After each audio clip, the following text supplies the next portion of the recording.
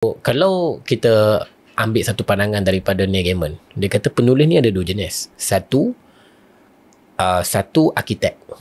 Arkitek ni dia punya style, dia kena rangka dulu rumah dia, barulah dia akan bina. Kalau tidak rangka betul-betul, dia akan jadi macam rumah tu kelang kabut lah kan, macam mana dia nak buat saiz apa semua kan. Satu lagi gardener, dia kata. So gardener ni adalah satu pun dia jenis tanam dulu pokok, lepas tu dia slow-slow siram, biarlah dia tumbuh macam mana pun. So penulis harus decide dia macam mana. Kalau kau adalah arkitek, kau buat dulu framework tu, bagi habis, baru kau tak tulis. Kalau kau adalah gardener macam saya, start je lah tulis. Biar dia flow tu pergi macam mana sekalipun. So saya adalah gardener lah kalau dalam istilah penulis yang digambarkan oleh Neil Gaiman ni. So saya adalah gardener. Saya suka tulis je dulu.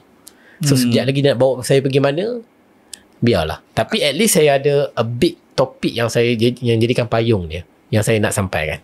Macam tu ada rasa macam bila tu nak tulis ataupun dah tulis something kan, nak release kan, tu rasa macam mana kalau tulisan ni mendatangkan lagi banyak mudarat pada manfaat? Yes, banyak kali. Kita ada banyak kali momen moral konflik so, macam tu. Sama je macam konten kan? Sama je. So macam mana tuan dealing dengan benda macam tu lah?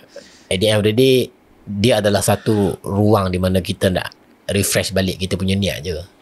Dia sebenarnya pada saya, as long as kita ada hasrat yang baik, tekad yang baik, dan kita tahu bahawa kita tulis ni apa aim kita, apa goal kita, kita tak ada niat nak hancurkan orang ke apa benda. Orang yang perspektif orang nak ambil tu bukan lagi pilihan kita. Dia macam kita nak lempar batu, kita tak tahu kedalaman batu tu jatuh macam mana, so kita hanya lempar saja sebab kita tahu tu aim kita kan. So pada saya itulah sebab tu tambah saya pula bercakap tentang kadang-kadang tentang Quran, tentang agama sikit. Bila kita sebut kadang-kadang benda tu agak aneh dan unik kan, tapi saya tak ada masalah orang nak berbeza pandangan, dan kita kena tahu lah macam so lagi lah tahu kan, kalau orang nak kecam ke orang nak apa kan, itu dah biasa dalam dunia itu. Kita kena tahu bahawa kita tak boleh nak berdiri dekat situ, kita kena keep going lah. As long as tekad, the vision tu clear. Pada saya, as long as you have the direction, then go. Perkataan niat dalam bahasa Arab asal daripada perkataan nawa. At the first thing, dia sebenarnya bermaksud nak pergi mana. Oh ya? So actually direction